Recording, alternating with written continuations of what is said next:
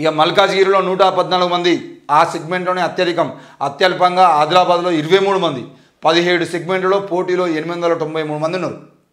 17 సెగ్మెంట్లలో తెలంగాణలో 17 సెగ్మెంట్లలో మరి 893 మంది అయితే ప్రస్తుతం నామినేషన్లు వేయడం జరిగింది. మరి 893 మంది నామినేషన్లు వేసేది ఉంటే ఎన్ని నామినేషన్లు వేసారు వీళ్ళందరూ కలిసి అంటే 1400 నామినేషన్లు వేసారు, 1488 నామినేషన్లు వేసారు. 893 మంది 1488 నామినేషన్లు వేసారు. నిన్న చివరి రోజే 632 మంది దాఖలు చేశారు. మహబూబాబాద్ జిల్లాలో 3 గంటల తర్వాత వచ్చిందని చెప్పేసి ఒక మహిళ నామినేషన్ని ఆడ తిరస్కరించారు. మరి మహబూబాబాద్ జిల్లాలో అదొకటి సంఘటన తప్ప మిగతా అన్నీ కూడా 632 నిన్న ఒక్కరోజే దాఖలు చేయడం జరిగింది. దాంతోపాటు 893 మంది ఈసారి ఎంపీ అభ్యర్థులుగా నామినేషన్లు ఇచ్చారు. అందులో ఆదిలాబాద్ నుండి అత్యంత తక్కువగా 23 మంది నామినేషన్లు అయితే మల్కాజ్గిరి నుండి 114 మంది నామినేషన్లు వేసారు. మరి ఈ 114 మంది నామినేషన్ వేయడానికి వెనకాల ఈటల రాజేందర్ లాంటి నాయకులు ఉన్నారా, ఎవరున్నారు, ఎందుకు ఇంతమంది వేయాల్సి వచ్చింది, ఏ ఓట్లు చీల్చడం కోసం వేసిరు, అసలు ఎందుకు నామినేషన్లు వేస్తున్నారు అనే విషయాన్ని అయితే మనం గమనించాల్సింది.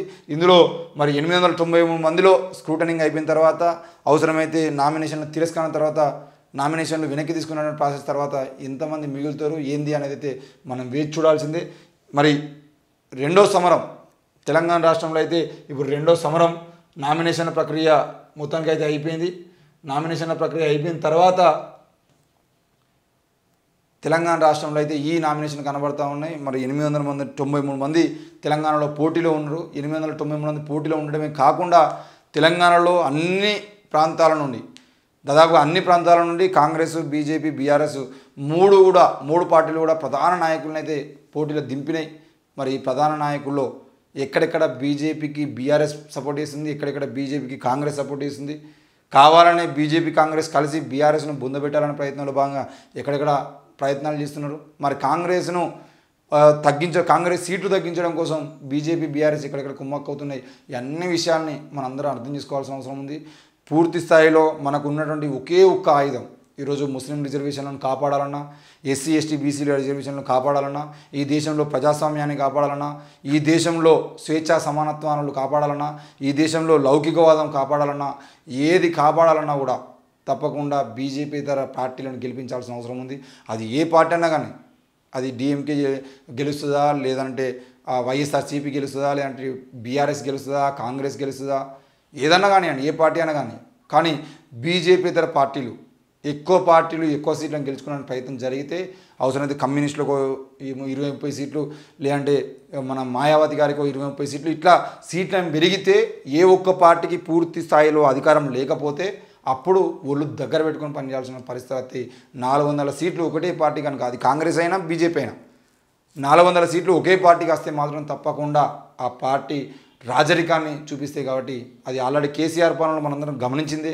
కేసీఆర్ ఏ విధంగా అయితే అధికారం ఉంది అని చెప్పేసి విర్రవీగిండో అది మనం చూసినాం. మరి ఆ 10 ఏళ్ల పాలన దృష్టిలో పెట్టుకొని మీరు అందరూ ఓటేయాల్సిన అవసరం ఉందని చెప్పేసి మేము కోరుతా ఉన్నాం. మోడీ గెలిస్తే రిజర్వేషన్లు రద్దు, నమో అంటే నమ్మించి మోసం చేయడం, నమో అంటే నరేంద్ర మోడీ కాదు, నమ్మించి మోసం చేయడం అని చెప్పేసి రేవంత్ రెడ్డి అంటాడు. నేను అంటలేను. ప్రతిరోజు ప్రతి అకౌంట్లో 15 లక్షల రూపాయలు వేస్తామన్నారు, 15 పైసలు కూడా వేయలేదు. కారు షెడ్డుకు పోయింది, దాన్ని తూకానికి అమ్ముడే మిగిలింది. 1,00,000 మెజారిటీతో రంజిత్ రెడ్డి విజయం ఖాయం. ముఖ్యమంత్రి రేవంత్ రెడ్డి కాంగ్రెస్తో టచ్లోకి. బీఆర్ఎస్ ఎమ్మెల్సీ మాజీ ఎంపీ సురేందర్ రెడ్డితో బస్వరాజు సారయ్య భేటీ. మరి మాట్లాడుతున్న రేవంత్ రెడ్డి పక్కన రంజిత్ రెడ్డి, గేట్లన్నీ ఓపెన్ చేసినాం, చేరికలపై ఏఐసీసీ నుంచి గ్రీన్ సిగ్నల్. సీఎం రేవంత్ రెడ్డికి హైకమాండ్ ఫ్రీ హ్యాండ్. కాంగ్రెస్లోకి వరంగల్ మేయర్ గుండు సుధారాణి. గాంధీ భవన్లో జగ్గారెడ్డి సమీక్షంలో చేరిక. మరి నయవంచన పేరిట బీజేపీపై ఛార్జ్ షీట్ విడుదల. కేంద్రంలో మరోసారి మోడీ అధికారం చేపడితే రిజర్వేషన్లు రద్దు చేస్తారని సీఎం రేవంత్ రెడ్డి ఆరోపించారు. చేవెళ్ల నియోజకవర్గంలో కాంగ్రెస్ అభ్యర్థి రంజిత్ రెడ్డి తరఫున గురువారం ప్రచారం నిర్వహించిన సీఎం బీఆర్ఎస్ బీజేపీపై ఫైర్ అయ్యారు. ఎస్సీ ఎస్టీ బీసీ రిజర్వేషన్లు రద్దు చేసేందుకు బీజేపీ కుట్ర పన్నుతున్నదని ఆరోపించారు. నమో అంటే నమ్మించి మోసం చేయడం అని వ్యాఖ్యానించారు. కేసీఆర్ కారు షెడ్డుకు పోయిందని, దాన్ని తూకానికి వేయాల్సిందేనని ఎద్దేవా చేశారు. మొత్తానికైతే నరేంద్ర మోడీ అనే వ్యక్తి నమో అంటే నరేంద్ర మోడీ కాదు, నమ్మించి మోసం చేయడం అని చెప్పేసి రేవంత్ రెడ్డి అంటున్నాడు. దాంతో పాటు గేట్లన్నీ ఓపెన్ చేసింది ఏఐసిసి. ఎవరైనా ఎమ్మెల్యేలు కానీ ఎమ్మెల్సీలు కానీ మేయర్లు కానీ ఎవరైనా బీఆర్ఎస్ బీజేపీ పార్టీలో ఉన్న వాళ్ళు ఎవరైనా కాంగ్రెస్ చేరచ్చు, మేము చేర్చుకుంటామని చెప్పేసి రేవంత్ రెడ్డి మాట్లాడుతున్నాడు. మరి ఆల్రెడీ వరంగల్ మేయర్ గుండు సుధారాణి గారు కాంగ్రెస్ పార్టీలో చేరినారు. దాంతోపాటు అదే వరంగల్ చెందినటువంటి బస్వరాజ్ సారయ్య గారు కూడా మరి కాంగ్రెస్ పార్టీలో చేరడానికి పూర్తి స్థాయిలో మంత్రాలు అయితే జరుపుతూ ఉన్నారు. ఇది ఇలాగే కొనసాగితే ఆల్రెడీ ఇది కేసీఆర్ మొదలుపెట్టింది. నిజానికి పూర్తి స్థాయిలో టీడీపీని లేకుండా చేయడము, కాంగ్రెస్ పార్టీని లేకుండా చేయడము, అన్నిటినీ లేకుండా చేద్దామని ప్రయత్నం చేసి ప్రతిపక్షమే లేనటువంటి అధికారాన్ని ఎంజాయ్ చేద్దామని చెప్పేసి కేసీఆర్ అనుకున్నట్టుగానే ఈరోజు మరి అదే ప్లానింగ్ ఈరోజు కాంగ్రెస్ చేస్తూ ఉంది. బీఆర్ఎస్ నిండా మునగాల్సిన పరిస్థితి ఉంది.